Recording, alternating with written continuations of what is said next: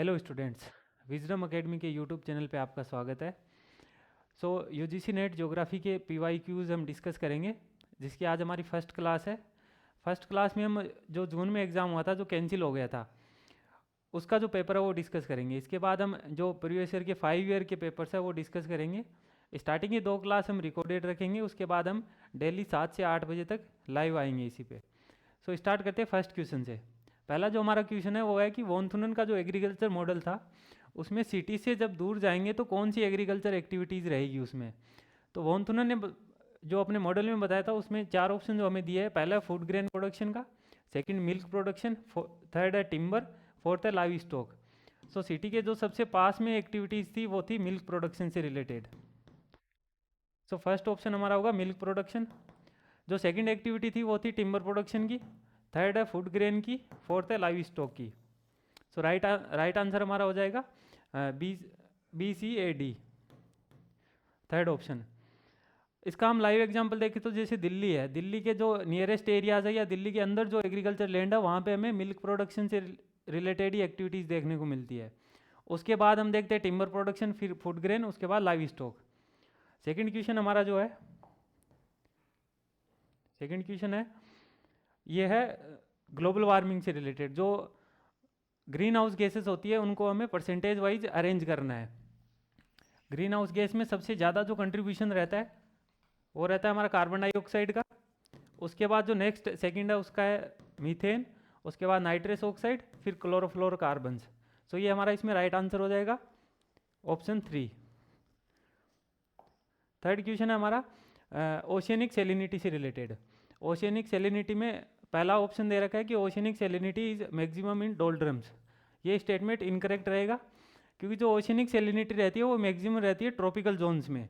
डोल्ड्रम्स पे oceanic salinity कम रहती है, क्योंकि यहाँ पे इवापोरेशन ज़्यादा होता है, साथ में रेनफॉल भी ज़्यादा देखने को मिलती है, इसलिए यहाँ पे मैक्सिमम नहीं देखने को मिलेगी। पहला ऑप्शन हमारा गलत हो जाता है। सेकेंड है salinity in red sea is more than China sea. ये ऑप्शन करेक्ट है, क्योंकि रेड सी में सेलिनिटी बहुत ज़्यादा देखने को मिलती है, ये अराउंड 37 ppm रहती है। थर्ड ऑप्शन है जो सेलिनिटी है वो कैस्पियन सी के नॉर्दर्न पार्ट में हाई है, क्योंकि इवापोरेशन ज़्यादा होता है वहाँ पे। ये ऑप्शन गलत है, क्योंकि जो नॉर्दर्न पार्ट है कैस्पियन सी का, यहाँ पे आती है वोल्गा रिवर, जो यूरोप की सबसे बड़ी रिवर है वैसे। तो इसकी वजह से यहाँ पे फ्रेश वाटर ज़्यादा ऐड हो जाता है, तो यहाँ पे सेलिनिटी कम देखने को मिलती है। फोर्थ ऑप्शन है salinity in Bering sea is more than Baltic sea. ये वाला ऑप्शन करेक्ट है। हमारे ऑप्शन करेक्ट वाले हो गए बी और डी। थर्ड क्वेश्चन है फोर्थ है कि हार्टलैंड थ्योरी है, उससे रिलेटेड हमें करेक्ट स्टेटमेंट बताना है। फर्स्ट स्टेटमेंट दे रखा है इनर क्रेसेंट इंक्लूड्स जापान। तो ये वाला स्टेटमेंट रॉन्ग है, क्योंकि जो इनर क्रेसेंट वाला एरिया था वो जो हार्टलैंड का एरिया बताया था मैकेंदर ने, जो यूरेशिया वाला पार्ट था उसके आसपास का एरिया वो इंक्लूड था इनर क्रेसेंट में। जापान उसमें इंक्लूड नहीं है, ये स्टेटमेंट रॉन्ग हो गया। सेकंड है ऑस्ट्रेलिया और South America included in outer crescent, ये स्टेटमेंट सही है। Third, after world war second Mackinder visualise existence of 2 important centre of power, तो ये वाला भी सही है। जो रशिया और USA थे वो इंपॉर्टेंट सेंटर्स ऑफ पावर के रूप में एमर्ज हुए थे। Fourth, outcome of second world war था, उसके बाद पावर वैक्यूम क्रिएट हो गया, तो ये स्टेटमेंट गलत है। C और D को हम देखें तो ये एक दूसरे के कॉन्ट्राडिक्टरी है, तो इसलिए फोर्थ स्टेटमेंट गलत हो जाता है। यहाँ पे हमारा राइट आंसर हो जाएगा B और C, फोर्थ ऑप्शन। अब हार्टलैंड और एक थ्योरी और है हमारी इसमें, रिमलैंड थ्योरी। इन दोनों में डिफरेंस अभी क्लियर कर देता हूँ मैं। हार्टलैंड थ्योरी में मैकेंदर क्या कहता है कि जो पावरफुल कौन है, पावरफुल वो है जो ज़मीन पे जिसका ज़्यादा शक्ति रहेगी, या फिर ऐसे एरियाज जहाँ पे आपको पहुँचना बहुत मुश्किल होगा। मैकेंदर तो कहता है कि लैंड पावर जिसके पास होगी, लैंड ज़्यादा होगी, वो पावरफुल होगा। वहीं जो स्पाइकमैन था उसने रिमलैंड थ्योरी में कहा कि जो जिसके पास सी की एक्सेस रहेगी, समुद्र की एक्सेस रहेगी, वो ज़्यादा पावरफुल रहेगा। ये इन दोनों में डिफरेंस है। नेक्स्ट क्वेश्चन है हमारा, ट्रेंच और ओशियंस को मैच करवाना है। फर्स्ट है एलूटियन ट्रेंच। एलूटियन ट्रेंच है नॉर्थ पैसिफिक में, सेकंड है केमेंस, केमेंस कैरेबियन आइलैंड्स के आसपास देखने को मिलती है, तो इसका रहेगा अटलांटिक ओशियन। थर्ड है कर्माडेक, कर्माडेक साउथ पैसिफिक की ट्रेंच है। सुंडा ट्रेंच, सुंडा ट्रेंच इंडियन ओशियन में पाई जाती है। तो ये सिंपल सा क्वेश्चन था।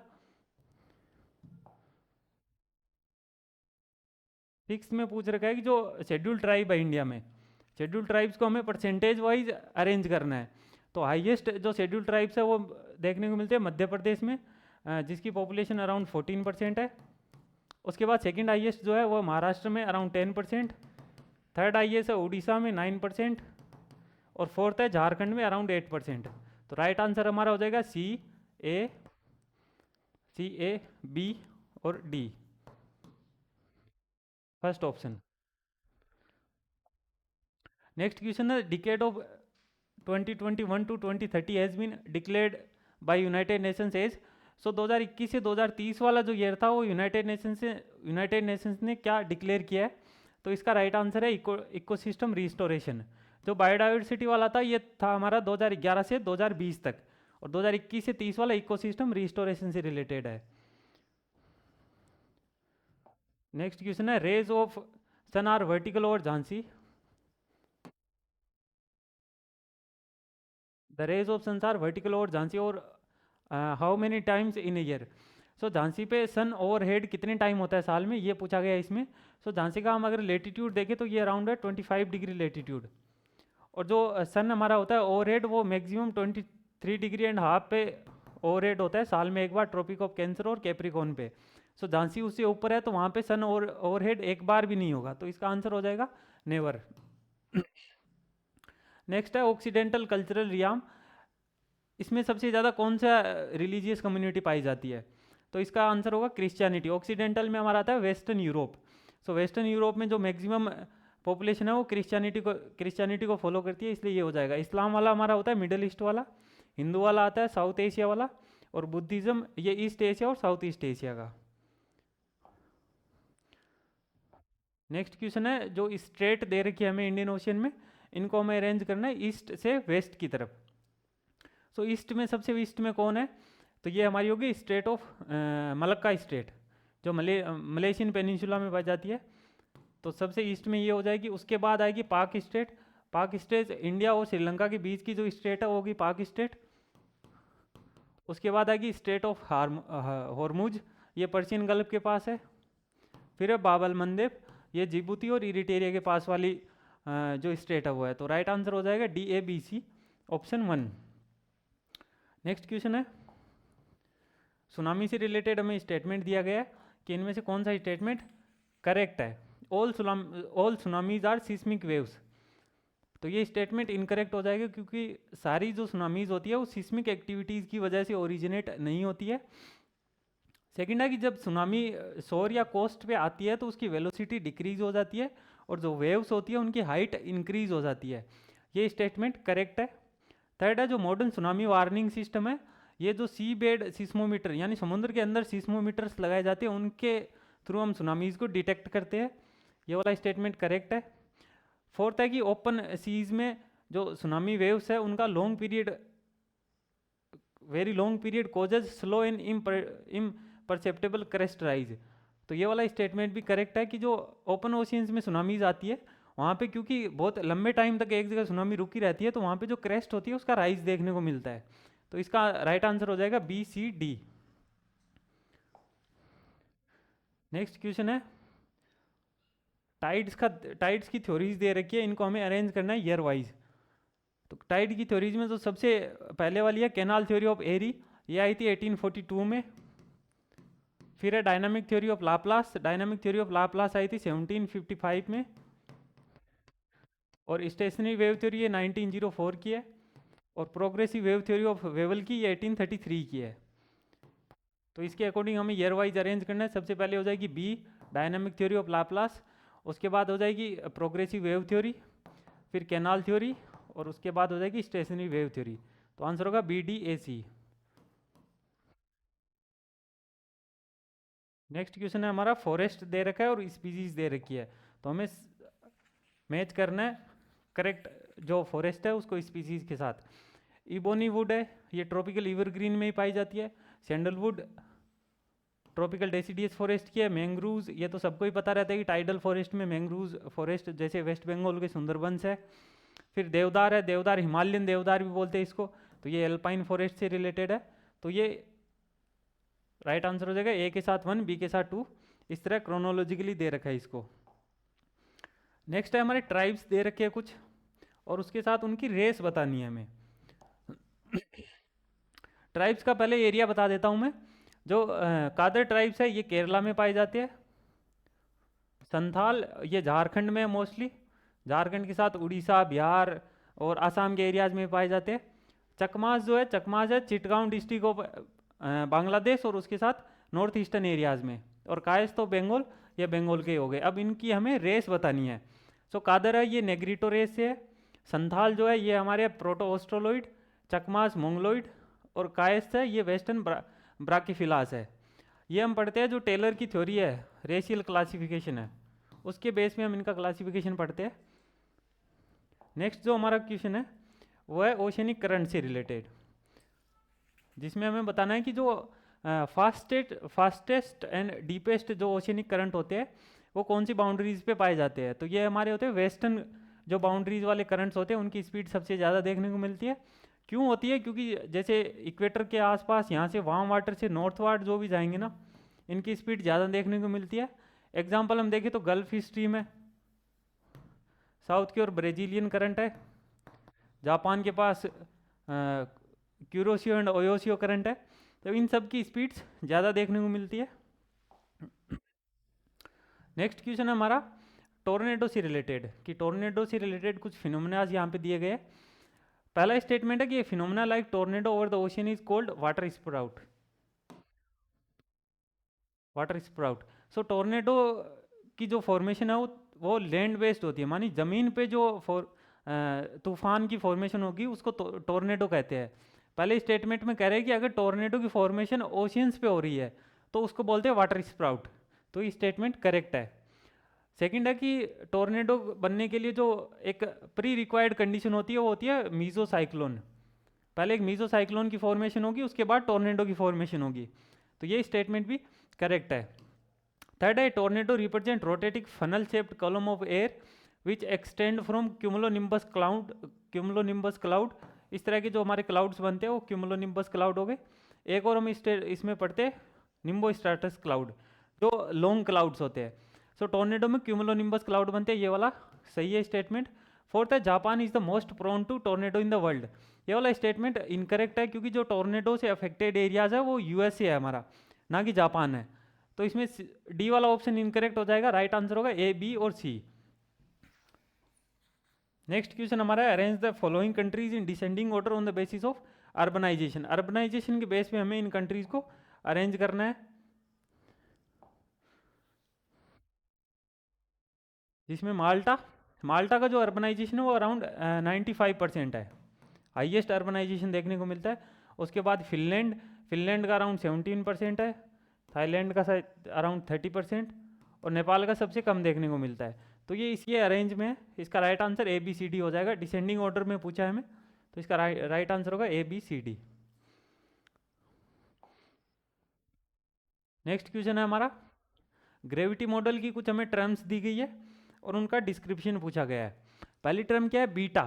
Beta parameter of transport friction.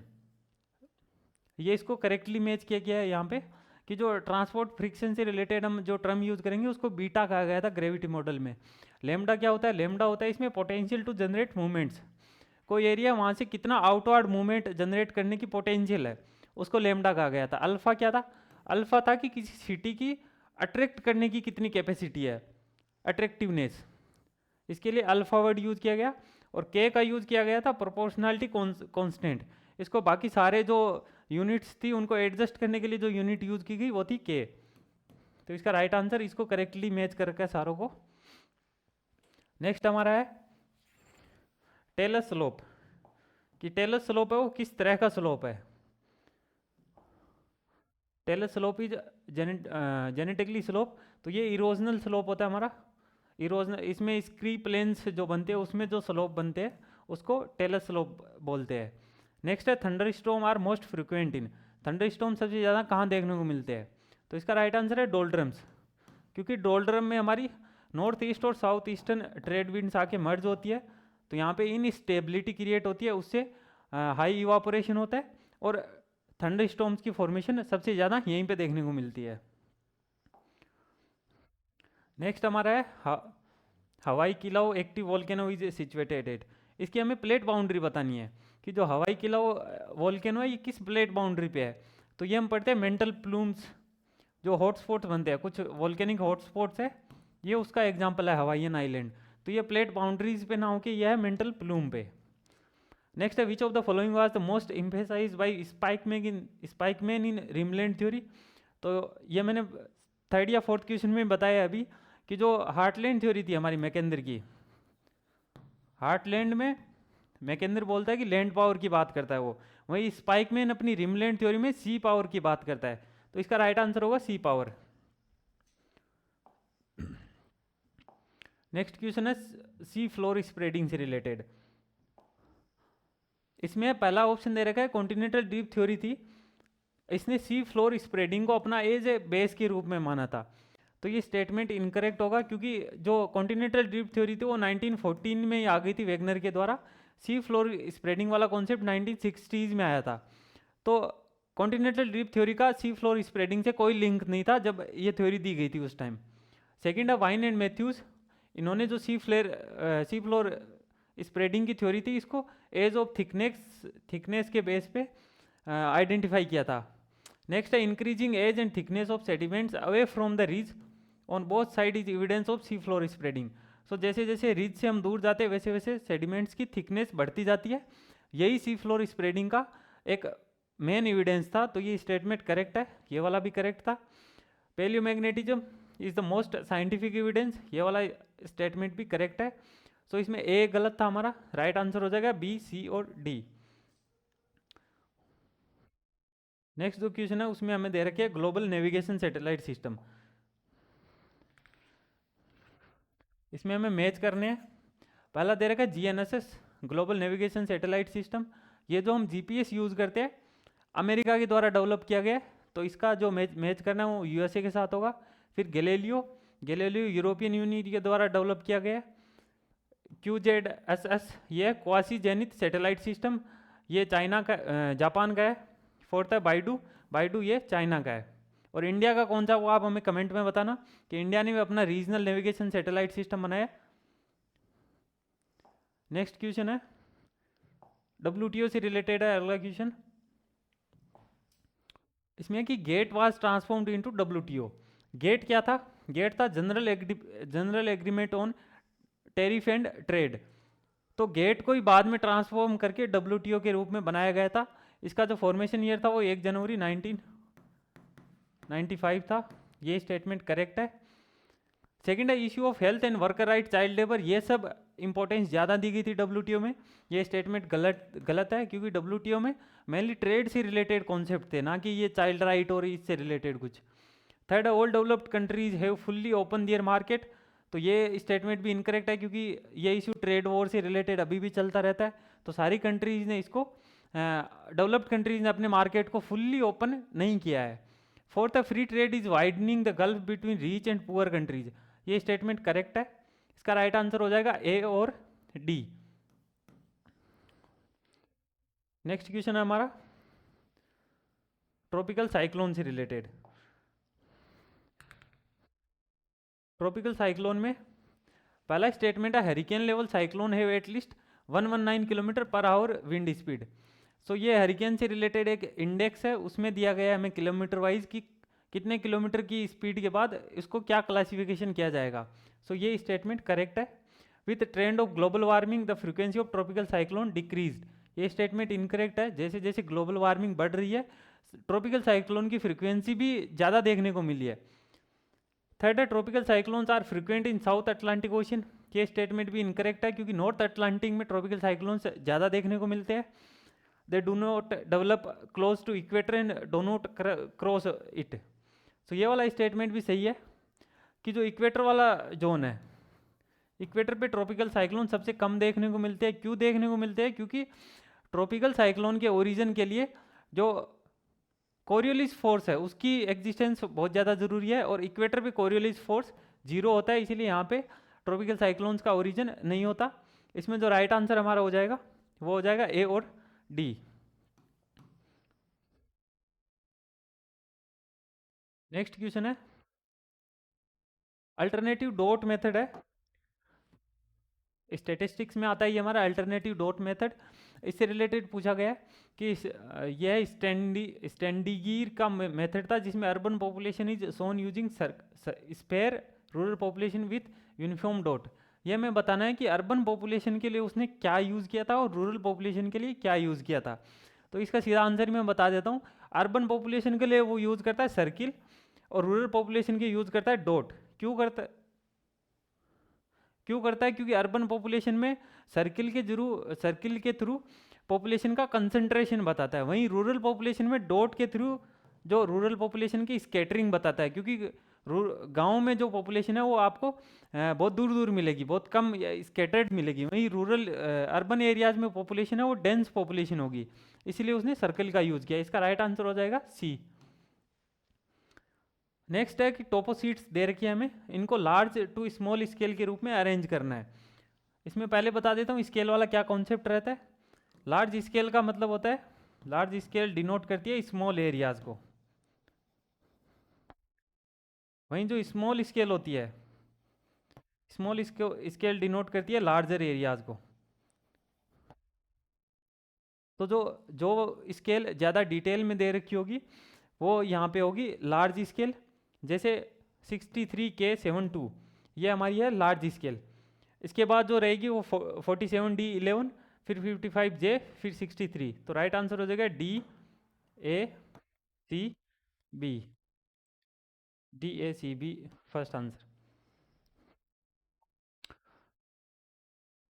Next है कि national cyclone risk management project ये गवर्नमेंट ने कब लॉन्च किया था? इसका राइट आंसर होगा 2011। नेक्स्ट दे रखा है pyramid of number is inverted in ecosystem. कौन से इकोसिस्टम में जो पिरामिड ऑफ नंबर्स होता है वो इन्वर्टेड रहेगा?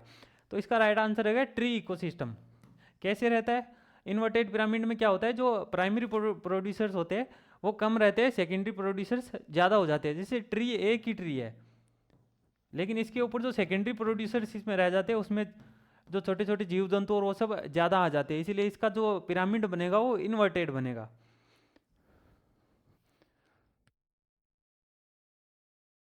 नेक्स्ट क्वेश्चन है पॉपुलेशन ज्योग्राफी का क्वेश्चन है, जिसमें हमें दे रखा है एक तरफ कंट्रीज दे रखी है, एक तरफ उनकी डेमोग्राफिक कैरेक्टरिस्टिक्स दे रखी है। कंट्री में फ्रांस के साथ हम मैच करेंगे, country with very low infant mortality rate. France का राइट आंसर रहेगा इसमें first country to experience a change in fertility from high to लो।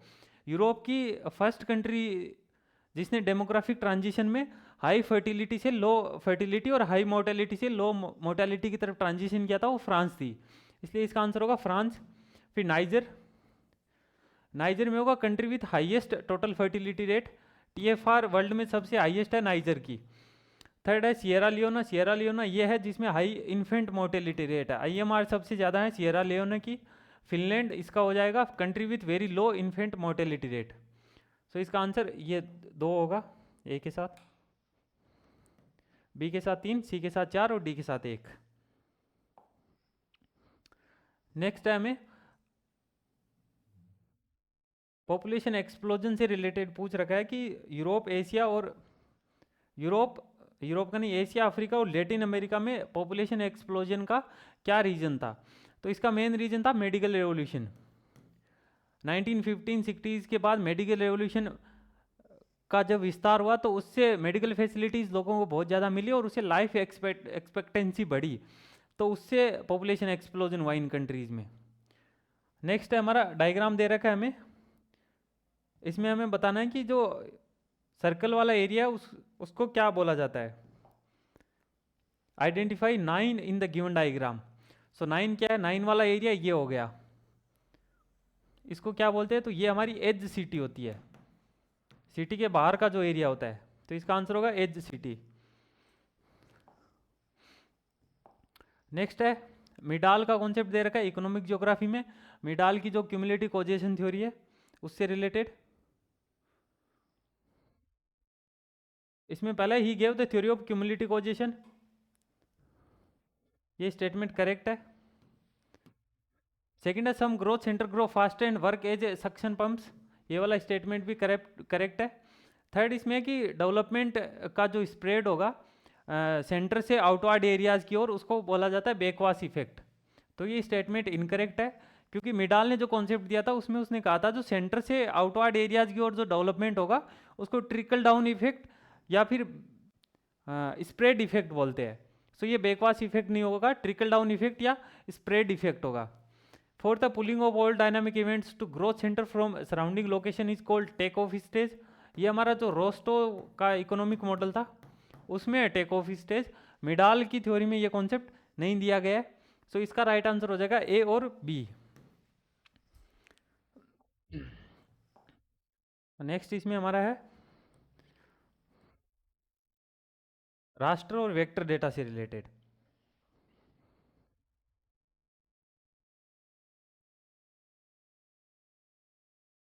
राष्ट्र और वेक्टर डेटा से cartographic output quality of vector model is very poor, ये हमें याद रखना है। राष्ट्र और वेक्टर डेटा में वेक्टर डेटा की क्वालिटी हमेशा हाई रहेगी, तो ये स्टेटमेंट गलत है, वेक्टर डेटा की क्वालिटी ज़्यादा रहती है। Raster data set usually get oriented from upper left corner, ये स्टेटमेंट करेक्ट है। Vector model is less compact to data structure, ये स्टेटमेंट इनकरेक्ट है, क्योंकि वेक्टर डेटा ज़्यादा कॉम्पैक्ट होता है राष्ट्र डेटा की बजाय डेटा स्ट्रक्चर में। नेक्स्ट है geometrical figure shaping the raster cell completely covering a flat surface are called tessellations, ये टर्म हमें याद रखनी है। टेसेलेशंस क्या होता है कि रास्टर डेटा में हम जो सेल्स का यूज़ करते हैं उसके थ्रू हम पूरा एरिया कवर कर लेते हैं, यानी इसमें कुछ भी स्पेस नहीं छोड़ते। तो ये स्टेटमेंट भी करेक्ट है। इसमें पूछ रखा है नॉट करेक्ट, नॉट करेक्ट में हमारा हो जाएगा ए और सी। नेक्स्ट क्वेश्चन है कि इन्वायरमेंट की वजह से कौन सी ऐसी इंडस्ट्री है जो अफेक्ट नहीं होती, या कौन सी एक्टिविटी है जो इन्वायरमेंटल चेंजेस की वजह से अफेक्ट नहीं होती। सो इसमें हमारा रहेगा quaternary services. Quaternary services high quality जो सर्विस रहती है उनका इन्वायरमेंटल चेंज से कोई लेना देना नहीं होता, इसलिए इन पे इनका कोई इफेक्ट नहीं पड़ेगा। नेक्स्ट है कि एल्बिडो 4 हमें सर्विस दे रखे हैं और इनसे एल्बिडो मैक्सिमम से मिनिमम की ओर हमें बताना है। हाईएस्ट एल्बिडो किसका होता है, फ्रेश स्नो का होता है अराउंड 95%। उसके बाद जो सेकंड हाईएस्ट रहेगा वो रहेगा क्लाउड कवर का, ये अराउंड रहता है 70%। फिर हमारा रहेगा सैंड का रहता है अराउंड 10%, सॉरी 30 to 50%, 30 to 50%। और वाटर का रहता है 3 to 10%। तो इसका राइट आंसर हो जाएगा C B D A, CBDA C. Next इसमें पॉपुलेशन डेंसिटी दे रखी है 2022 की रिपोर्ट के अकॉर्डिंग, और हमें अरेंज करना है कंट्रीज़ को हाईएस्ट से लोवेस्ट से हाईएस्ट की ओर। सो भूटान की डेंसिटी हाई लोवेस्ट में आती है अराउंड 20 to 30% है। बांग्लादेश की अराउंड 1200 है। स्विट्ज़रलैंड की अराउंड 2500 और मोनाको की सबसे ज़्यादा है 12,000 की समथिंग है। तो ये इसी अरेंज में है, असेंडिंग ऑर्डर में ही है ये।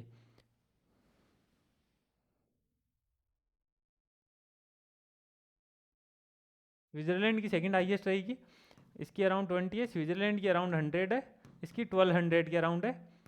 तो तो इसका आंसर हो जाएगा ACBD, ACBD B. Next question है एग्रीकल्चर सिस्टम से, वर्ल्ड में एग्रीकल्चर सिस्टम से रिलेटेड। पहला ऑप्शन दे रखा है rearing of ships on ranges of North America and cattle in Australia are typically pastoral herding. तो ये स्टेटमेंट करेक्ट है, क्योंकि इनकरेक्ट है, क्योंकि नॉर्थ अमेरिका और ऑस्ट्रेलिया में जो पशुओं से रिलेटेड एक्टिविटीज़ है वो कॉमर्शियल फार्मिंग में आती है, ना कि पास्चोरल हर्डिंग में। तो ये कॉमर्शियल एक्टिविटीज़ है। Quebracho tree grown Mediterranean region is principal source of tannin, तो ये टेनिन वाला पार्ट करेक्ट है, ये इसी से प्राप्त होता है, लेकिन ये मेडिटेरियन में नहीं, ये होता है साउथ अमेरिका में, ब्राज़ील अर्जेंटीना इन कंट्रीज में होता है। थर्ड है cattle in savannas are kept for their hides and flesh. Hides में हो गया कि उनसे हम जो लेदर प्रोडक्ट्स प्राप्त करते हैं, और फ्लैश में हो गया मीट प्रोडक्ट्स। तो ये स्टेटमेंट करेक्ट है।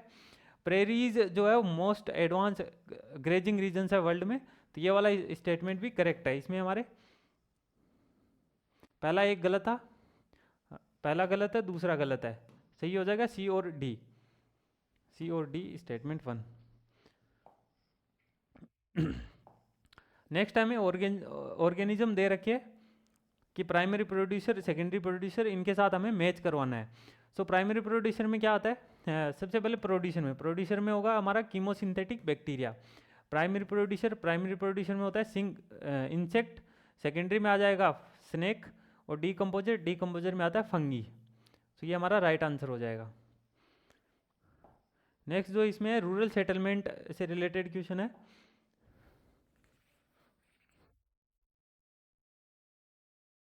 वेयर सेवरल रोड्स कन्वर्ज, मानिए एक जगह पे बहुत सारी सड़कें जहाँ पर आ रही हो, उस तरह की रूरल सेटलमेंट्स को क्या कहते हैं? तो इसका आंसर होगा स्टार लाइक, यानी इस तरीके से सड़कें आ रही हो एक सेंटर में चारों तरफ से, तो ये जो फॉर्मेशन बनेगी इसको बोलते हैं स्टार लाइक फॉर्मेशन। नेक्स्ट है word nomothetic stand for, nomothetic का मीनिंग बताना है हमें यहाँ पे, तो इसका सिंपल आंसर है लो सीकिंग डिसिप्लिन। दो कॉन्सेप्ट चलते हैं ज्योग्राफिकल थॉट में, एक नोमोथेटिक होता है, एक इडियोग्राफिक होता है। सो नोमोथेटिक का मीनिंग हो गया लो सीकिंग, और जो इडियोग्राफिक होता है वो हमारा होता है डिस्क्रिप्टिव, डिस्क्रिप्शन से रिलेटेड। नेक्स्ट हमारा है बुक्स दे रखी है और ऑथर के नाम दे रखे हैं, हमें मैच करवाना है। So early history of Mankind, early history of जो मैनकाइंड है ये बुक लिखी गई थी टेलर के द्वारा। एक्सेप्शनलिज्म इन ज्योग्राफी, ये हमने डिबेट पढ़ा है, शेफर हार्टसोन का डिबेट, सो इसका हो जाएगा शेफर। पल्स ऑफ एशिया लिखी थी हंटिंगटन ने, और जो लास्ट है ला ज्योग्राफी ह्यूमन, ये लिखी है ब्रूंच ने। फिर है फ्रीडमैन का मॉडल, फ्रीडमैन के मॉडल को किस नाम से जाना जाता है? तो ये हमारा रहेगा centre periphery model. Circular and cumulative causation theory, ये मिडाल की थ्योरी थी। पोलराइजेशन एंड ट्रिकल डाउन, ये मिडाल के ही थ्योरी का कॉन्सेप्ट है। ग्रोथ पोल वाला था, ग्रोथ पोल हमारा पेरोक्स का मॉडल था, और सेंटर पेरीफेरी थ्योरी ये फ्रीडमैन की थ्योरी थी। नेक्स्ट है हमें यहाँ पे एक ड्रेनेज सिस्टम का पैटर्न दिया है, और इसमें सर्किल करके हमें बताया कि ये कौन से ऑर्डर वाली स्ट्रीम है। तो इसको एक्सप्लेन थोड़ा कर देता हूँ मैं पहले, कि जो फर्स्ट ऑर्डर स्ट्रीम होती है वो होती है फ्रेश, जहाँ से रिवर स्टार्ट होती है। फिर सेकंड ऑर्डर वाली कौन होगी? अगर उस कोई दूसरी फर्स्ट ऑर्डर वाली आके मिलती है, सेकंड ऑर्डर और सेकंड ऑर्डर, दो सेकंड ऑर्डर मिलके एक सेकंड ऑर्डर बनाएगी। फिर उससे थर्ड ऑर्डर, जैसे इसमें हम देखें तो ये फर्स्ट ऑर्डर हो गई यहाँ तक, फिर यहाँ पे इसमें एक और आके मिल रही है, तो यहाँ से हो जाएगी सेकंड ऑर्डर, इधर से ये सेकंड ऑर्डर आ रही है, तो ये दोनों सेकंड ऑर्डर मिलके यहाँ पे बनाएगी थर्ड ऑर्डर, फिर यहाँ से ये बनाएगी फोर्थ ऑर्डर। तो इसका राइट आंसर होगा फोर्थ ऑर्डर, इसका राइट आंसर होगा थर्ड ऑर्डर, क्योंकि फर्स्ट ऑर्डर है उसके अंदर फर्स्ट ऑर्डर आके मिलेगी कोई, तो बनेगी सेकंड ऑर्डर, फिर सेकंड ऑर्डर में सेकंड ऑर्डर आएगी तो बनेगी थर्ड ऑर्डर, फिर थर्ड में अगर कोई थर्ड आके मिलेगी तो बनेगी फोर्थ ऑर्डर। तो इसमें हम देखते हैं फर्स्ट ऑर्डर यहाँ हो गई, सेकंड ऑर्डर यहाँ हो गई, फिर यहाँ पे होगी थर्ड ऑर्डर। नेक्स्ट है कि डेफिनेशन दे रखी है हमें, culture is that complex whole which includes knowledge, belief, art, moral laws, customs et cetera. तो ये किसके द्वारा दी गई है? तो कल्चर से रिलेटेड जो थ्योरी है ये दी गई है टेलर के द्वारा।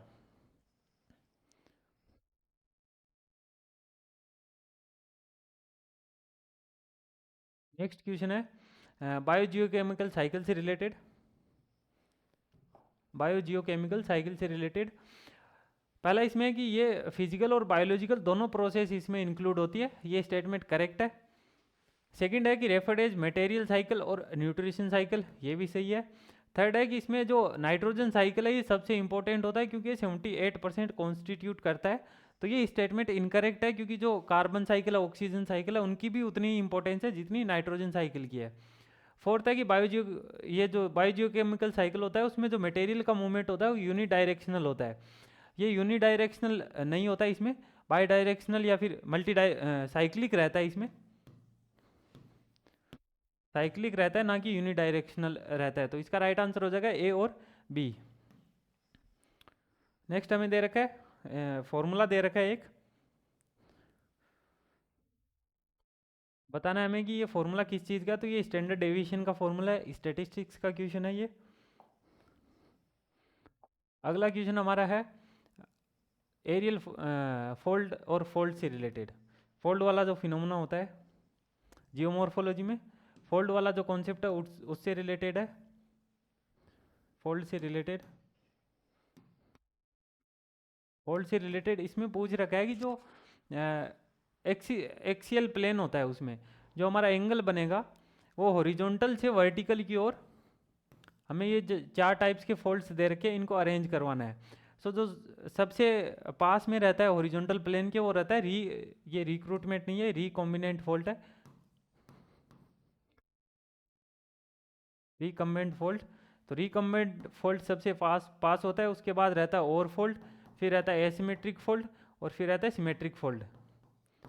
तो C B A D but symmetric fold में हम देखते हैं कि एंगल एकदम ऐसी इस तरीके से बन जाता है, और वहीं एसिमेट्रिक में इस तरीके से रहता है, और फोल्ड में और नज़दीक आ जाता है, और रिकॉम्बिनेट में ऑलमोस्ट हॉरिजॉन्टल प्लेन पे ही बनता है। The credit of originating literary tradition in geography goes to. So literary tradition geography में किसने स्टार्ट की थी? इसका राइट आंसर हमारा रहेगा हेकेटियस। हेकेटियस ने एक बुक लिखी थी जेस पेरियोडोस, उसके थ्रू ये लिटरेरी ट्रेडिशन ज्योग्राफी में स्टार्ट करी थी।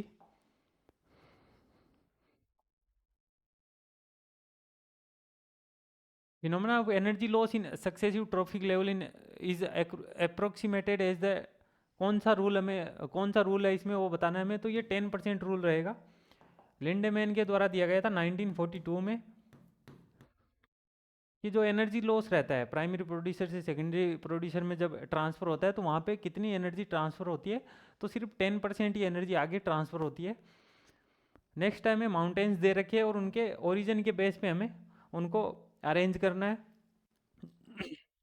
इसमें देखिए सबसे पुराना रहेगा साइबेरियन शील्ड, साइबेरियन शील्ड, उसके बाद रहेगा स्कैंडिनेवियन, स्कैंडिनेवियन हमारा बना था जो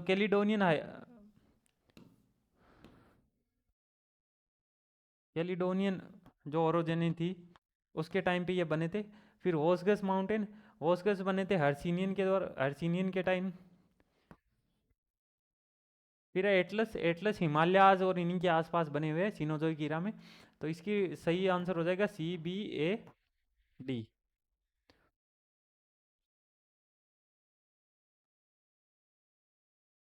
नेक्स्ट हमारा है डेविस और पेंग से रिलेटेड है, जियोमॉर्फोलॉजी का क्वेश्चन है। इसमें क्या है, Davis considered the cycle of erosion of fluvial process as the normal cycle of erosion. So Davis ने अपना जो रिवर साइकिल ऑफ इरोजन था उसी को नॉर्मल साइकिल ऑफ इरोजन बोला था। फिर डेविस ने जो स्लोप से रिलेटेड कौन सा कॉन्सेप्ट यूज किया था उसका दे रखा है कि बेस लेवल गिलबर्ट का और ग्रेडेड स्ट्रीम, ये वाले कॉन्सेप्ट डेविस ने अपने साइकिल ऑफ इरोजन में यूज़ किए थे। ये स्टेटमेंट इनकरेक्ट है, ये वाला सही था। थर्ड है कि जो सेकंड फेज था पेंग के मॉडल में, इसमें क्या होता था कि एब्सोल्यूट हाइट इंक्रीज होती है, रिलेटिव रिलीफ भी साथ में इंक्रीज होता है, तो ये स्टेटमेंट इनकरेक्ट रहेगा, क्योंकि हम डायग्राम देखें तो फर्स्ट स्टेज था, सेकंड स्टेज था, सेकंड स्टेज के सेकंड सब फेज में, सेकंड सब फेज में इसमें क्या होता है कि रिलेटिव रिलीफ इंक्रीज होता है, एब्सोल्यूट रिलीफ इसमें डिक्रीज होना स्टार्ट हो जाता है। फिर फोर्थ है Davis applied concept of slope decline, ये वाला स्टेटमेंट करेक्ट है, डेविस ने स्लोप डिक्लाइन वाला कॉन्सेप्ट यूज किया था और पेंक ने पैरेलल रिट्रीट वाला कॉन्सेप्ट यूज किया था। तो बीच के दो हमारे इनकरेक्ट हो गए, राइट आंसर होगा A और D। नेक्स्ट है, इसमें दे रखा है amount of radiation radiated by an object, इसको अगर मेजर करना हो तो उससे रिलेटेड कौन सा लॉ यूज किया जाता है, तो इसका आंसर होगा प्लैंक्स लॉ।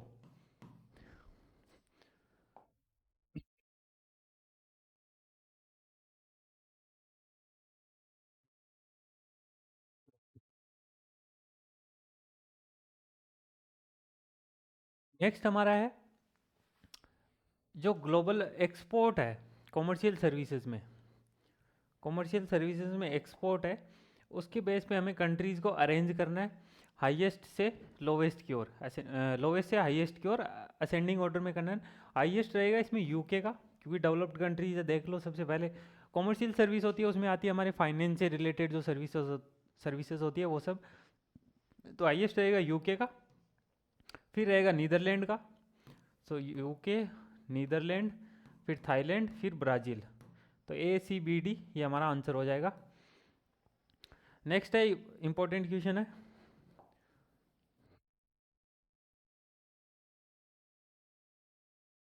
दे रखा है कि attributes of separation between location of origin and location of destination in special interaction modern. Special interaction modern में इसके लिए कौन सी टर्म यूज़ की गई थी, तो इसको थोड़ा डिटेल में देख लेते हैं। लोकेशन ऑफ ओरिजिन के लिए टर्म यूज़ करते हैं आई, लोकेशन ऑफ डेस्टिनेशन के लिए करते हैं जे। तो ये जो सेपरेशन वाला पॉइंट था इसका राइट आंसर होगा SIJ, ये टर्म यूज़ की गई थी। W हमारा रहेगा इसमें वेट से रिलेटेड, यानी जो डेस्टिनेशन पॉइंट है वो कितना अट्रैक्ट कर सकता है। V रहेगा हमारा वॉल्यूम, I हो गया ओरिजिन पॉइंट, तो जो ओरिजिन पॉइंट है वहाँ से कितनी वॉल्यूम आउटवर्ड माइग्रेट कर सकती है। TIJ रहेगा ट्रांसपोर्ट से रिलेटेड, इसके बीच में ट्रांसपोर्टेशन और उससे रिलेटेड जो इंटरेक्शंस है वो सब इसमें कवर किए गए। तो राइट आंसर हो जाएगा फर्स्ट SIJ। अगला क्वेश्चन है वेबर की इंडस्ट्रियल लोकेशन थ्योरी से रिलेटेड, कि इसमें हमें बताना है कि इनकरेक्ट क्या है। तो वेबर ने एज्यूम किया था आइसोट्रोपिक सरफेस होगा, करेक्ट है। सेकंड है perfect knowledge about location of raw material and market, तो वेबर रॉ मटेरियल और मार्केट से रिलेटेड ही बताता है कि रॉ मटेरियल कहाँ पाया जाएगा और नियरेस्ट मार्केट क्या है, उससे रिलेटेड ये थ्योरी थी। Entrepreneurs are economic and rational man, ये स्टेटमेंट भी करेक्ट है। Labour is cheap and easily available at all places, ये स्टेटमेंट इनकरेक्ट रहेगा क्योंकि लेबर सब जगह अवेलेबल नहीं होगी, और इससे रिलेटेड वेबर ने कुछ फॉर्मूलाज भी दिए थे कि इंडस्ट्रीज किस तरह शिफ्ट हो सकती है अगर लेबर हमें कहीं पे सस्ती मिल रही है तो। नेक्स्ट है कि इंडिया के जो 15 एग्रो क्लाइमेटिक जोन्स है उसमें इनमें से कौन सा इंक्लूड नहीं है, तो इसका आंसर होगा थार डेजर्ट। इसमें बता देता हूँ 15 कौन से हमारे, 15 में 2 तो रहेंगे हिमालयाज वाले, ईस्टर्न एंड वेस्टर्न हिमालयाज के, 4 रहेंगे गेंजेटिक प्लेन्स के, लोअर गेंजेटिक प्लेन्स, मिडल, अपर और ट्रांस गेंजेटिक प्लेन्स। फिर 4 हमारे रहेंगे प्लेट्यू से related, east plateau, middle central plateau, southern plateau और वेस्टर्न प्लेट्यू। फिर 2 इसमें रहेंगे हमारे कोस्ट से रिलेटेड, ईस्टर्न कोस्ट और वेस्टर्न कोस्ट, तो ये हो गए 12। एक रहेगा गुजरात प्लेन 13, एक रहेगा आइलैंड्स, एक रहेगा वेस्टर्न जो डेजर्ट वेस्टर्न राजस्थान वाला रीजन। तो ये 15 हमारे एग्रो क्लाइमेटिक रीजन्स है। कौन सा नहीं है, द थार डेजर्ट के नाम से नहीं है। नेक्स्ट टाइम सैटेलाइट्स दे रखी है और इनका जो रेजोल्यूशन है उसके बेस पे हमें इनको अरेंज करना है। सो आइकोनोस MS है, इसका रेजोल्यूशन अराउंड है 4 मीटर। अब रेजोल्यूशन क्या होता है, 4 मीटर है इसका। रेजोल्यूशन क्या होता है कि जो सैटेलाइट इमेज लेगी उसको हम कितना जूम कर सकते हैं कि जो इमेज है वो हमें परफेक्टली दिखाई देगी। सो आइकोनोस से अगर कोई इमेज ली गई है तो 4 मीटर तक के ऑब्जेक्ट को वो एकदम क्लियरली दिखा सकता है। सेकंड है कार्टोसेट, कार्टोसेट का रेजोल्यूशन बहुत अच्छा है, ये 0.8 मीटर तक के ऑब्जेक्ट को एकदम क्लियरली दिखा सकता है। फिर है रिसोर्स सेट, ये रिसोर्स से रिलेटेड है तो इसका रेजोल्यूशन 5.8 मीटर है। और भी पान का इसका अराउंड 1 मीटर है। तो ये हमें असेंडिंग ऑर्डर में बताना है, तो पहला रहेगा B, फिर इसमें आ जाएगा D, फिर होगा A, फिर होगा C। सो BDAC ये हमारा राइट आंसर हो जाएगा।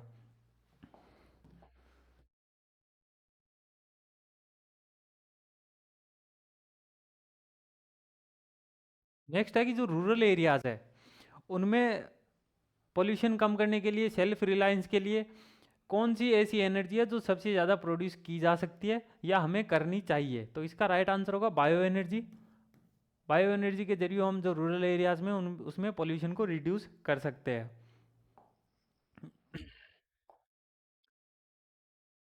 नेक्स्ट है सेंट्रल प्लेस थ्योरी से रिलेटेड, इनमें से हमें बताना है कि करेक्ट स्टेटमेंट कौन सा है सेंट्रल प्लेस थ्योरी से रिलेटेड। पहला है कि range of good is maximum distance that a consumer is willing to travel. So range of good क्या होता है कि उसको प्राप्त करने के लिए हम कितना ट्रेवल कर सकते हैं मैक्सिमम, तो ये स्टेटमेंट करेक्ट है। सेकंड है having a high order service implies that A low order service around it and vice versa. अगर कहीं पे हमें हाई ऑर्डर सर्विस मिल रही है तो उसके आसपास हमें लो ऑर्डर सर्विस भी मिलेगी, और ये इस तरीके से सर्किल चलता रहता है। ये स्टेटमेंट भी करेक्ट है। In transport principle for each higher order there are 3 centre of immediate lower order. So एक हायर ऑर्डर पे 3 लोअर ऑर्डर्स भी होंगे, ट्रांसपोर्ट वाला जो प्रिंसिपल था सेंट्रल प्लेस थ्योरी का। ये स्टेटमेंट भी करेक्ट है। Larger the town larger is its complementary area. तो जितना बड़ा टाउन होगा उसके आसपास का कॉम्प्लीमेंट्री एरिया भी उतना ही बड़ा होगा। ये स्टेटमेंट भी करेक्ट है, तो इसमें चारों सही होंगे। नेक्स्ट जो हमारा है वो है ओशियनिक वाटर से रिलेटेड। ओशियनिक वाटर में density gradient is greatest in pycnocline layer. ये स्टेटमेंट करेक्ट है। पाइनोक्लाइन लेयर जो हम सैलिनिटी में डेंसिटी से रिलेटेड जो लेयर्स बनती है उसके लिए जो यूज़ करते हैं वो पाइनोक्लाइन लेयर सबसे ऊपर वाली जो लेयर रहती है। फिर density of ocean water has no role in vertical and horizontal movements of water. ये स्टेटमेंट इनकरेक्ट हो जाएगा क्योंकि वर्टिकल और हॉरिजॉन्टल मिक्सिंग में डेंसिटी का बहुत बड़ा रोल रहता है। कोल्ड वाटर, हॉट वाटर या फिर हाई सैलिनिटी, ये सब मेजर फैक्टर होते हैं वाटर की मिक्सिंग में। फिर है टीएस डायग्राम, टेम्परेचर और सैलिनिटी डायग्राम, ये हमें वाटर मासेस को आइडेंटिफाई करने के लिए यूज़ करते हैं। ये स्टेटमेंट करेक्ट है। फिर temperature, salinity and density are used to identify water masses in the oceans, ये भी करेक्ट है। तो इसमें इनकरेक्ट पूछा था, ये वाला हो जाएगा हमारा इनकरेक्ट, सेकंड वाला। नेक्स्ट क्वेश्चन हमारा है लोकेशन थ्योरी हमें दे रखी है और उसका स्कॉलर बताना है। सो होवर की थ्योरी थी, इसका मेन प्रिंसिपल क्या था? Maximisation of profit. Profit maximisation से रिलेटेड इसमें बताया गया था। सेकंड है लॉस की थ्योरी थी, वो थी मार्केट एरिया अप्रोच की। प्रेड का था बिहेवियर मैट्रिक्स। ये ज्योग्राफिकल थॉट में पढ़ते हैं हम कि बिहेवियर से रिलेटेड जो भी कॉन्सेप्ट आएंगे उसमें प्रेड मेजर स्कॉलर था एक, जिसने उस बिहेवियरल मैट्रिक्स दी थी। फिर है स्मिथ का था area cost curve theory. Next question है हमारा, जो अंडर नरिश्ड पॉपुलेशन है उसको हमें अरेंज करना है असेंडिंग ऑर्डर में। सो सबसे कम कहाँ मिलेगी? ये रहेगा हमारा सेंट्रल एशिया, उसके बाद सेंट्रल एशिया, उसके बाद रहेगा साउथ अमेरिका, फिर रहेगा साउथ एशिया, फिर रहेगा सब सहारा। तो ये हमारी सीक्वेंस हो जाएगी CBDA। नेक्स्ट है हमारा सोशल ज्योग्राफी का क्वेश्चन है कि सोशल ज्योग्राफी में जो वर्ड है द सोशल, इसको हमेशा इंटीग्रेट करने की कोशिश की गई है। किसके साथ इंटीग्रेट करने की? स्पेशियल की। सोशल को स्पेशल के साथ, जितने भी ज्योग्राफर थे सोशल ज्योग्राफी के, उन्होंने सोशल को स्पेशल के साथ इंटीग्रेट करके अपने कॉन्सेप्ट्स दिए हैं। अगले में हमें दे रखा है डिजीज, बीमारी दे रखी है और उसके कारण दे रखे हैं। तो मैच करना है लंग कैंसर, लंग कैंसर का रीजन है स्मोक।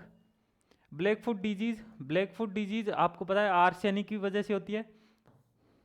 स्किन कैंसर, इसका रहेगा अल्ट्रावायलेट रेज की वजह से। और मिनामाटा डिजीज, ये मरकरी।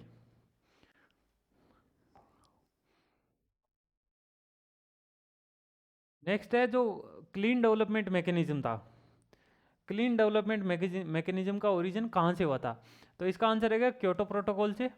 1997 में जब क्योटो प्रोटोकॉल आया तो उसमें एक कॉन्सेप्ट था क्लीन डेवलपमेंट मैकेनिज्म।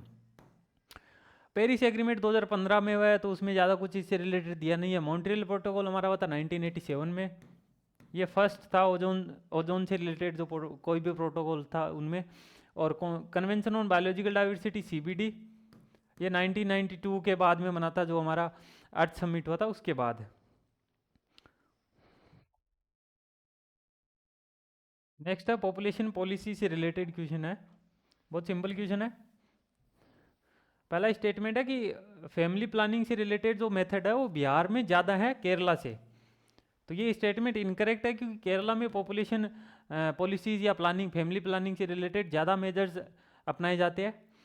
सेकेंड है extension approach was aimed at taking message and services. तो एक्सटेंशन अप्रोच क्या थी कि लोगों तक मैसेज पहुंचाया जाए या फिर जो सर्विसेज थी उनको पहुंचाया जाए, जिससे कि फैमिली प्लानिंग से रिलेटेड अवेयरनेस बढ़े। Cafeteria approach means family planning programme was imposed as compulsory measure. तो ये इनकरेक्ट है। कैफेटेरिया अप्रोच क्या होती है? कैफेटेरिया अप्रोच में बहुत सारे ऑप्शंस दिए जाते हैं कि इनमें से आप फैमिली प्लानिंग के लिए कुछ ऑप्शंस चूज कर सकते हो। तो ये स्टेटमेंट इनकरेक्ट है। फिर है न्यू नेशनल पॉलिसी 2000 में जो मेन फोकस था वो हेल्थ और एजुकेशन पे था, तो ये स्टेटमेंट करेक्ट है। तो हमें करेक्ट पूछे थे, करेक्ट में हमारा हो जाएगा बी और डी, बी और डी।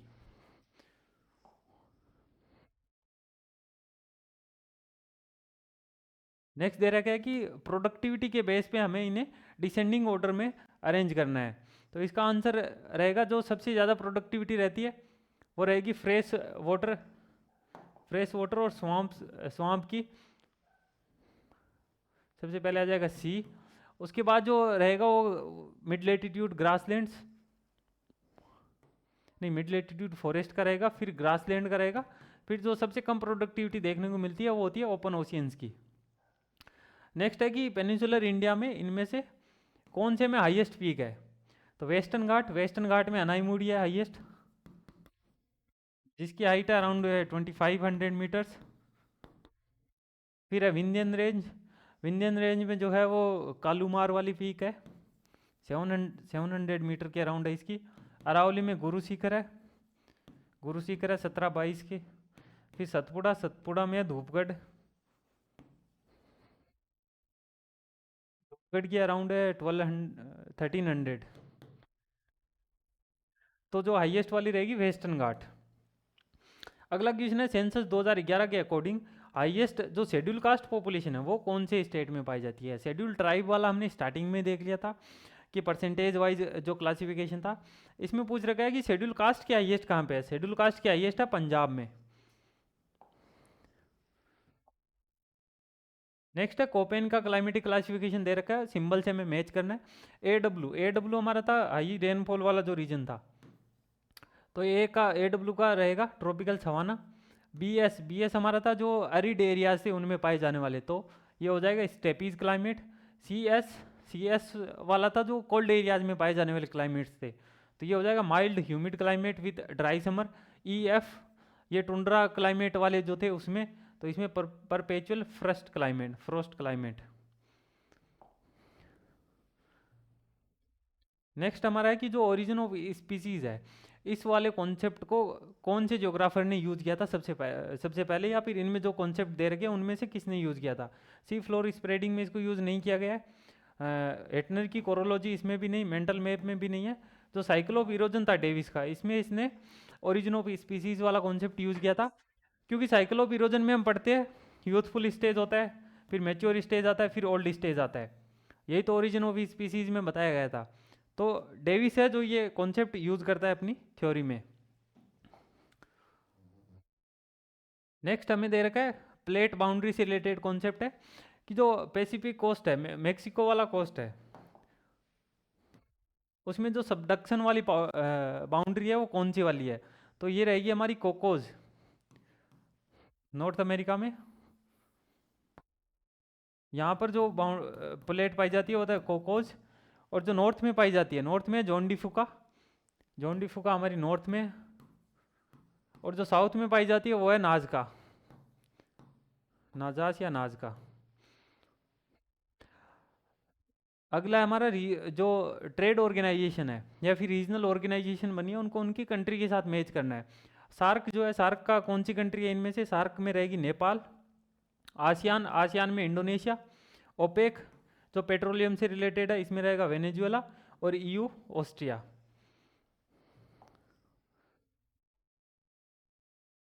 नेक्स्ट है सब, ये क्वेश्चन बहुत ज़्यादा रिपीट हुआ है पीवाईक्यूज में। जो मेंटल मैप वाला कॉन्सेप्ट है वो किससे रिलेटेड है? तो मेंटल मैप वाला था बिहेवियरल ज्योग्राफी से रिलेटेड। फिर है जो इरोजनल और डिपोजिशनल जो 5 एजेंट्स ऑफ इरोजन है उनसे रिलेटेड इक्वेशन है। इसमें हमें दे रखा है एक तरफ प्रोसेस दे रखी है, एक तरफ लैंडफॉर्म दे रखा है, इनको मैच करवाना है। सो फ्लूवियल जो प्रोसेस है उससे कौन सा लैंडफॉर्म बनेगा? तो स्ट्रक्चरल जो बेंचेस बनती है वो फ्लूवियल से बनती है। सी वेव से टोम्बोलो बनता है, ये हमने पढ़ा है, हुक बनता है, टोम्बोलो बनता है। नेक्स्ट है फ्लूवियो ग्लेशियल से जो बनता है वो होता है आउटवर्स प्लेन। और पेरीग्लेशियल से बनता है पिंजो। नेक्स्ट क्वेश्चन है हमारा यूनाइटेड स्टेट्स से रिलेटेड है कि 1950s में यूएस में इनमें से कौन सी यूनिवर्सिटी थी जिसने ज्योग्राफी से रिलेटेड ज्योग्राफी को स्पेशल साइंस के रूप में प्रमोट नहीं किया था या उससे रिलेटेड उसमें स्कॉलर्स नहीं थे। तो इसका आंसर होगा यूनाइटेड स्टेट्स यूनिवर्सिटी। इसमें ज्योग्राफी से रिलेटेड कोई डिबेट्स वगैरह नहीं चले थे, थ्योरेटिकल अप्रोच इसमें डेवलप नहीं हुई थी। नेक्स्ट है हमें एक्ट दे रखी है गवर्नमेंट ऑफ इंडिया के, और उनको असेंडिंग ऑर्डर या फिर क्रोनोलॉजिकल ऑर्डर में अरेंज करना है। एनजीटी वाला नेशनल ग्रीन ट्राइब्यूनल यह आया था 2010 में, इन्वायरमेंटल प्रोटेक्शन 1986, फिर बायोलॉजिकल डाइवर्सिटी एक्ट 2002, और prevention of air and control of pollution यह आया था 1981 में। तो सीक्वेंस हो जाएगी हमारी डी, बी, सी और ए। डी, बी, सी, ए राइट आंसर। नेक्स्ट क्वेश्चन है हमारा इन्वायरमेंटल ज्योग्राफी का, कि जो इथनोसेंट्रिज्म है, इथनोसेंट्रिज्म ये टर्म किसने दी थी? विलियम ग्राम समर ने। तो ये स्टेटमेंट करेक्ट है। सेकंड है ब्लास, और आगे एक हमें कल्चरल लैंडस्केप की डेफिनेशन दे रखी है। तो कल्चरल लैंडस्केप वाला जो कॉन्सेप्ट था वो ब्लास ने नहीं दिया था, टेलर के द्वारा दिया गया था। ये कल्चरल लैंडस्केप वाला ये वाली जो डेफिनेशन हमारी ये टेलर के द्वारा दी गई है, ब्लास के द्वारा नहीं दी गई है। इंडिया में जो ट्राइबल सोसाइटीज़ है उनके एसिमुलेशन पे ज़्यादा फोकस किया गया, आइसोलेशन या इंटीग्रेशन की बजाय। तो ये स्टेटमेंट इनकरेक्ट है, क्योंकि इंडिया में जो ट्राइब्स है उन पे हम आज भी आइसोलेशन पे फोकस करते हैं। यानी जैसे अंडमान में, लक्षद्वीप में, वहाँ पे जितने भी ट्राइब्स हैं ना उनको हम आइसोलेटेड रखते हैं, मेनलैंड में उनको मर्ज करने की कोशिश नहीं करते हैं। तो ये स्टेटमेंट इनकरेक्ट हो जाएगा। नेक्स्ट है Henson and McDowell expose inequalities in gender relation. तो इसमें जो हमारा राइट आंसर हो जाएगा, ये तो रॉन्ग है, ये रॉन्ग है, राइट आंसर हो जाएगा ए और डी। नेक्स्ट है rank size rule. Mark Jefferson की थ्योरी है रैंक साइज रूल। इसकी जो एप्लीकेशन है इंडिया में कौन से स्टेट में सबसे ज़्यादा देखने को मिलती है? तो इसका राइट आंसर होगा राजस्थान में। अब रैंक साइज रूल थ्योरी क्या थी? रैंक साइज रूल में क्या होता है कि जो लार्जेस्ट सिटी होती है कहीं पे भी, उसके बाद जो सेकंड लार्जेस्ट होगी इसकी पॉपुलेशन इसके हाफ होगी। यानी अगर ये 50 लाख है तो इसकी पॉपुलेशन 25 होगी, इसके बाद थर्ड लार्जेस्ट होगी उसकी 12.5 मिलेगी। तो इस तरीके से सीक्वेंस देखने को मिलेगी। ये हमें राजस्थान में देखने को मिलता है, बाकी स्टेट में इसकी एप्लीकेशन बहुत कम देखने को मिलती है।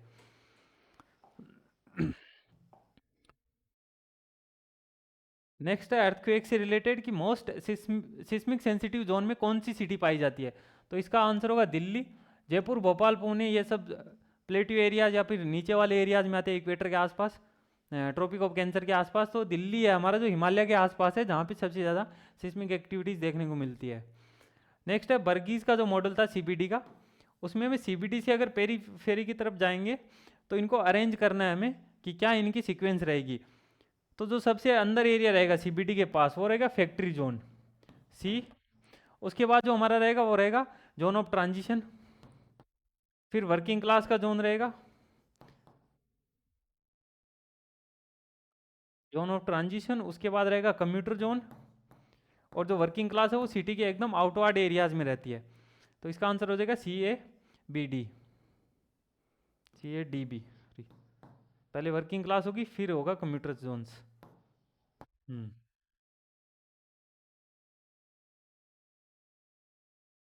नेक्स्ट है पेपर इंडस्ट्री से रिलेटेड हमें इंडिया की लोकेशंस दे रखी है, इनको हमें नॉर्थ से साउथ की ओर अरेंज कराना है। सो नैनी जो है ये लोकेशन है यूपी की, कुरनूल आंध्र प्रदेश, फिर पुन्नलूर ये केरला की सिटी है, और नांदेड़ ये महाराष्ट्र की। अब इनको हम इजीली नॉर्थ से साउथ अरेंज करवा सकते हैं। ए रहेगा सबसे पहले, उसके बाद नांदेड़ आ जाएगा डी, उसके बाद कुरनूल बी, और फिर आ जाएगा सी, ADBC। नेक्स्ट है ह्यूमिडिटी से रिलेटेड दे रखा है क्लाइमेटोलॉजी का क्वेश्चन, कि ह्यूमिडिटी के जो कॉन्सेप्ट्स है एब्सोल्यूट ह्यूमिडिटी। एब्सोल्यूट ह्यूमिडिटी क्या होती है? Gram cubic metre. Specific humidity gram kilogram. Mixing ratio, mass of water vapour and mass of dry air. Relative humidity, जो ह्यूमिडिटी कैपेसिटी है उसको हम रिलेटिव ह्यूमिडिटी से ही मेजर करते हैं। तो इसका हो जाएगा परसेंटेज, टोटल कितना परसेंटेज वाटर वेपर प्रेजेंट है। नेक्स्ट हमारा है डे लाइट के अकॉर्डिंग या फिर लेंथ ऑफ डे के अकॉर्डिंग हमें सिटीज़ को अरेंज करना है। समर सीजन जो आती है, समर सीजन में इनमें से कौन सी सिटीज़ में हाईएस्ट रहेगा और कौन सी में लोवेस्ट रहेगा। सो समर्स में हमें पता है कि जो नॉर्दर्न पोल वाला एरिया है, जो नॉर्थ पोल है, वहाँ पे 6 मंथ के लिए डेज होता है। तो उससे जैसे जैसे हम नीचे आएंगे वहाँ डे की लेंथ है वो डिक्रीज होती जाएगी। तो सबसे ऊपर सिटी है मॉस्को। मॉस्को में सबसे बड़ा दिन मिलेगा समर्स में, यानी डे की लेंथ सबसे ज़्यादा देखने को मिलेगी। उसके बाद आ जाएगा शंघाई, फिर ढाका, फिर चेन्नई। तो आंसर होगा इसका CDBA। फिर global mean sea level is rising due to, sea level के राइजिंग का मेन कारण क्या है? तो thermal expansion of oceans, oceans का थर्मल एक्सपेंशन हो रहा है। ओजोन डिप्लीशन का इससे डायरेक्ट रिलेशन नहीं है, एल्बिडो का डायरेक्ट रिलेशन नहीं है, और कोरल ब्लीचिंग ये तो अलग ही कॉन्सेप्ट हो गया, तो इसका तो सी लेवल राइज से कोई लेना देना नहीं है कि इसकी वजह से राइज हो रहा हो, ऐसा कोई कारण नहीं है। नेक्स्ट टाइम में कुछ फॉर्मूलाज दे रखे हैं और इनको मैच करवाना है। अब ये फॉर्मूला किस चीज़ के है? ये है एरियल फोटोग्राफी के। रिमोट सेंसिंग में हम पढ़ते हैं एरियल फोटोग्राफी। तो पहले इन फॉर्मूलाज में जो टर्म्स दी गई है उनको एक्सप्लेन कर देता हूँ। एच, इसमें जैसे एच यूज कर रखी है, तो एच का होता है हाइट ऑफ कैमरा है, कैमरा की क्या हाइट है। एफ, जैसे एफ का है फोकस या फोकल लेंथ, तो इसका राइट आंसर जैसे है कि ये वाला जो फॉर्मूला है एच गुणा आर अपॉन एच, इसका हो जाएगा 4। फिर फोकल लेंथ वाला का इसका 3 हो जाएगा। स्केल के लिए मेजर करते हैं, इसका शटर स्पीड के लिए यूज़ करते हैं, और एफ और डी इसको हम यूज़ करते हैं ऑब्जेक्ट की हाइट को कैलकुलेट करने के लिए। फिर वर्ल्ड में ग्लोबल एवरेज क्या है, रेनफॉल का एवरेज ग्लोबली क्या है? तो वो रहेगा 100 सेंटीमीटर। नेक्स्ट हमारा क्वेश्चन है लैंडस्लाइड से रिलेटेड।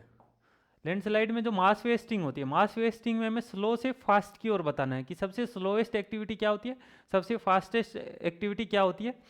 तो इसमें रहेगा सबसे स्लो क्या रहता है, सोइल क्रीप रहती है। सोइल क्रीप में क्या होता है, वाटर जब धीरे धीरे रॉक्स के अंदर आता है तो उससे धीरे धीरे सोइल का मूवमेंट स्टार्ट होता है, तो वो सोइल क्रीप हो गया। उसके बाद जो होता है वो हमारा रहता है सोइल फ्लक्शन, सोइल के साथ पानी का मिक्सअप होके उसका धीरे धीरे मूवमेंट स्टार्ट होता है। नेक्स्ट रहेगा अर्थ फ्लो, और उसके बाद मड फ्लो। तो इसका आंसर हो जाएगा CBDA। ये सबसे स्लोएस्ट होता है, ये सबसे फास्टेस्ट होता है। फिर है कि ह्यूमिडिटी को मेजर करने के लिए कौन सा इंस्ट्रूमेंट यूज़ करते हैं?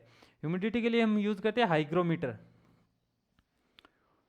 उसके बाद है मीन सी लेवल से ऊपर हाइट को, जो प्रेशर है या फिर मीन सी लेवल से ऊपर हाइट को मेजर करने के लिए क्या यूज़ करते हैं? तो होगा बैरोमीटर।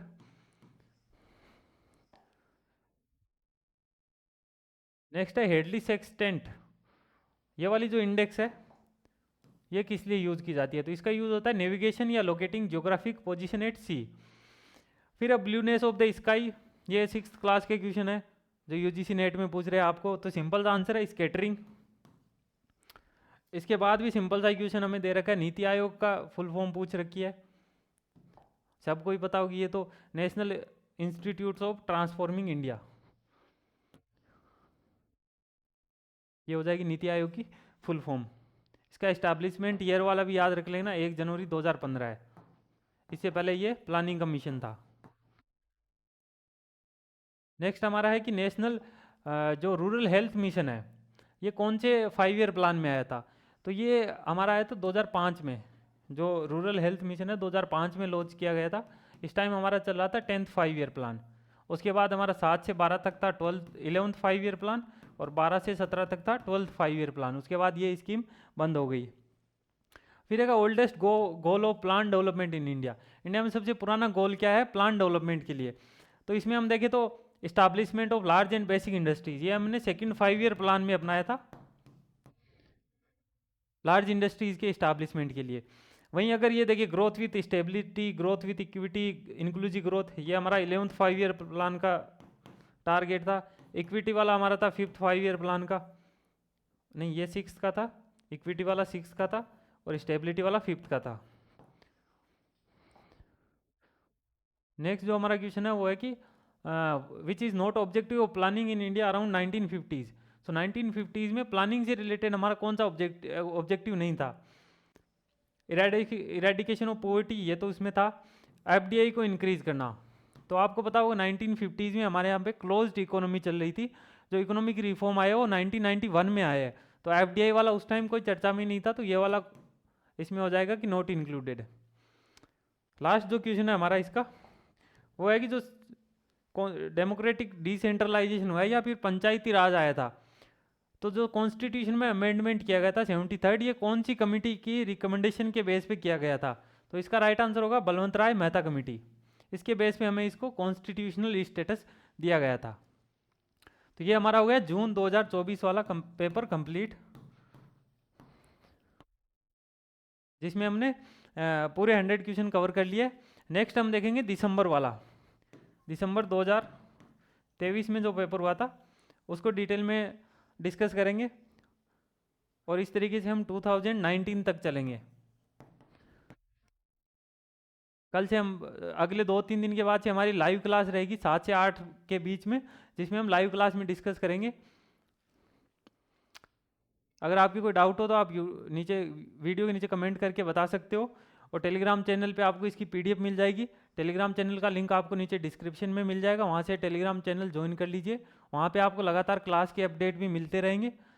इसके अलावा अगर आपके कोई डाउट हो तो आप कमेंट करके बता सकते हो। आज की क्लास में इतना ही, धन्यवाद।